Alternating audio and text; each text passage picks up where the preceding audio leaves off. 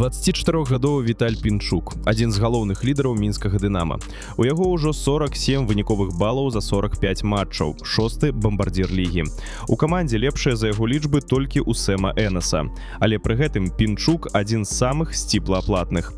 Яшчэ нядаўна хакеіст ездзіў на старэнькай Audi за некалькі тысяч долараў і адкрыта казаў, што свае грошы інвестуе ў онлайн-гульню Counter-Strike.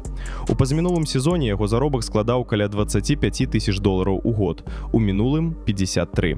Цяпер ён атрымлівае 170 тысяч у год, але па мерках КХЛ гэта досыць мала.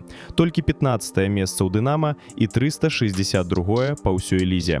Той жа Энас мае заробак каля 600 тысяч у год.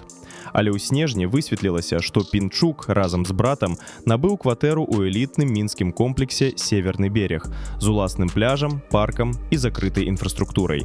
Нават самая танная кватэра там каштуе больш за 90 тысяч долараў. Гэта больш, чым яго гадавы заробак яшчэ нядаўна. І гэта без рамонту. Эксперты ўжо даўно адпраўляюць Пінчука ў НХЛ. Там ён будзе атрымліваць зусім іншыя грошы. Праўда, у такім выпадку ў мінскай кватэры ён будзе бываць хіба што летам.